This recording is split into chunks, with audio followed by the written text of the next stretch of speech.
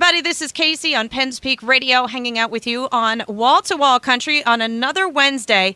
And as tradition has it, we are very, very honored to have on board yet another great country artist joining the show today. But the best part about this is after you listen to this gentleman chat with me a little bit here, you can actually see him Friday night when he joins Jared Neiman right here at the Penn's Peak venue. Now, there are still tickets available for this, so make sure you come on out and see this guy and Jared this Friday night. So welcome my newfound friend, Mr. Chris Lane. Hey, Chris, how are you? Hey, what's going on? How are you? I'm good. I am good. You're a North Carolina native that started out with a college basketball career, and now you are a heartthrob of the country music industry. Hey, I like that. The heartthrob. That's a pretty cool word. I'm not gonna lie. I'll take it. All right. Well, you're more than welcome to use it too. Just throw me a bone every once in a while. There we go. Awesome. Well, Chris, it's such an honor and a pleasure to have you on the show today. And let's get right down to it. Now, you're from North Carolina. You were going to college. You were kind of doing the college basketball career thing. Was that the original idea, or did you always have it in the back of your mind you wanted to be more of a on-stage country heartthrob kind of guy? Yeah. Well, the music was something that I was not always interested in. I always enjoyed singing along to the radio, but it was not something that I thought I would be doing with my life. All I knew growing up was sports and football and baseball, and I decided to move on to college and play baseball, but in the hopes of, making it professionally, I had some knee surgeries that kind of hindered that, and I moved back home from college and started helping my dad do landscaping. And in the midst of all that, I started learning how to play the guitar, and I was trying to figure out how to sing and play at the same time. And, long story short, I'm very thankful that I put in the time and effort to do that because, I'm excited about where I'm at currently, and I just hope it continues to grow from here. And it's pretty wild how it all turned out. Had a little job shift. Well, I'll tell you, most of the time I find that country artists, say, "Oh no, I've always wanted to do that," and I have all these, big inspirations, and I wanted to be on stage. So your story is actually kind of very interesting and very different. Even though you're still getting started early in your career, it's kind of interesting. Did you have some inspiration from somebody that at some point you were like, you know what, I want to, somebody who inspired you, or maybe somebody you look up to in the music career? Absolutely, yeah. Without a doubt, I would have to say Keith Urban. I'm a huge fan of Garth Brooks and Tim McGraw and George Strait and Kenny Chesney, and, all those guys are amazing, but Keith Urban was my sole reasoning for learning how to play the guitar. And, at that point, once I learned how to play good enough is when I started learning how to sing. And it's not, at that point, it wasn't something that I said, hey, I'm going to be an entertainer, or, I'm going to, one day be a songwriter or an artist in any way. It was just something that I did for fun. And then it turned into, well, maybe I should put more time and effort into this. And, I'm glad at this point I did. Yeah. Well, it sounds like your time and effort's been paying off. I mean, you're playing over 500 shows a year. You're opening up for people like Florida Georgia Line, the band Perry, Eli Young Band, Brantley Gilbert, and now you're on tour with Jared. How is that? I mean, that's got to be like blowing your mind a little bit. Yeah. That summer tour with Florida Georgia Line and Nelly was amazing, and coming into the fall now with Jared, I'm really looking forward to that. He's just a great guy inside and out, and we've been out here on the road with him now for a couple months, and just doing shows here and there. And one of my favorite shows I've done with him thus far has been at the Ryman in Nashville. That was like a check off the bucket list to be able to play there, and I'm thankful that he allowed me to play on there. On that show with him, and we're looking forward to this Friday night there in Pennsylvania, it's going to be a party. There's no doubt. Well, Cowboys always bring the party. I know that for a fact. That's always a given. Now, you've got a great single out, and I know there's some works in it for an EP and that out there. So we'll just kind of like keep that on the down low at the moment. But you do have a great song out there right now, "Broken Windshield View." Did you have any part in writing that song, or if you didn't, why that one? I mean, it's kind of a true cowboy country boy song, but how did that one come about for you, Chris?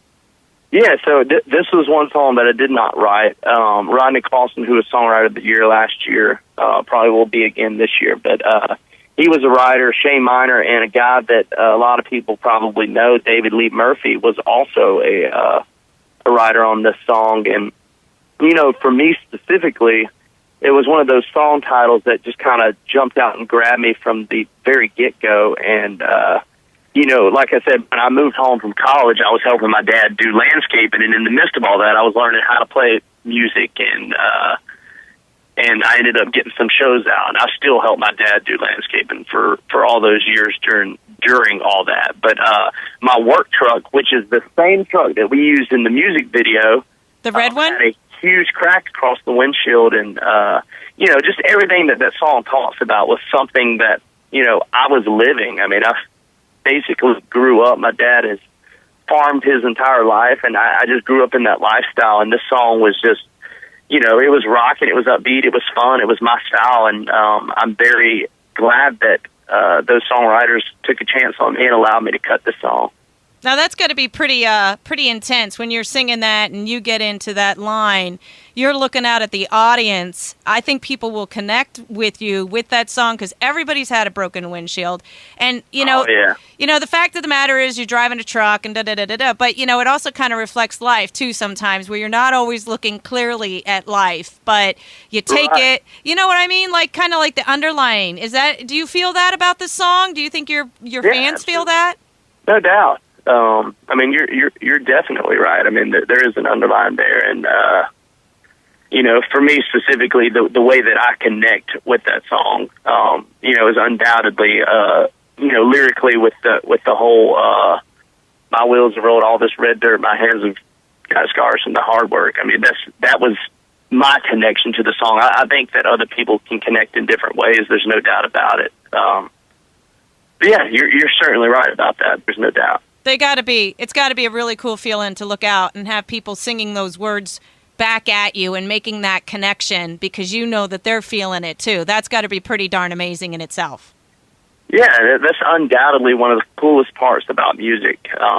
You know, when you get to that point and people are singing it back to you, you know, there's almost no better feeling. Broken Windshield View. Kind of like a dual type message, the factual message of not everybody has a brand new truck to drive around in. You know what I'm saying? Especially when you're starting out and you're having a tough time, you drive what you got, you know? Absolutely. Hey, I still do that. But absolutely. Yeah, so do I. You know, but then it's also got that underlying message, and it's a way for you to communicate with your fans, and I think they really connect like we were talking before. But speaking about connecting, Chris, how can your fans get in touch with you? How can they connect with you directly? Are you a social media butterfly? Do you like to chat on Twitter and all that?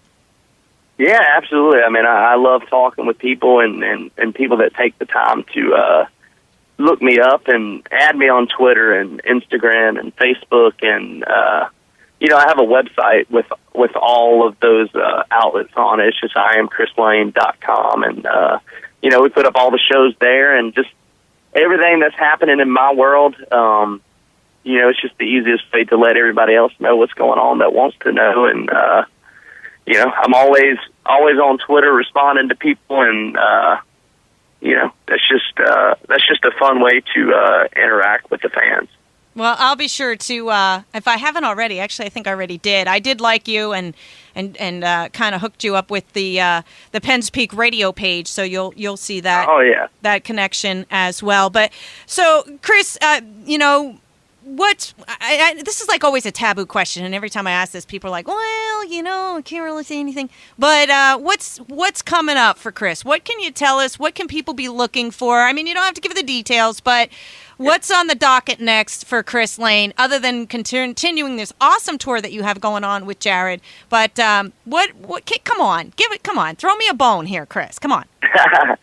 Yeah, no, I'm in the studio now with Joey Moy, who did the Florida Georgia Line records, and he does Jay Cohen, and I'm super pumped that he's doing my record as well, and I just hope to have any of the same success that those guys have had, and I can't wait for people to hear the songs that I've been writing, and some I haven't been writing, but I feel like I got a lot of good ones on my hand, and hopefully everybody will think that, and maybe I'll get a record out by the end of this year.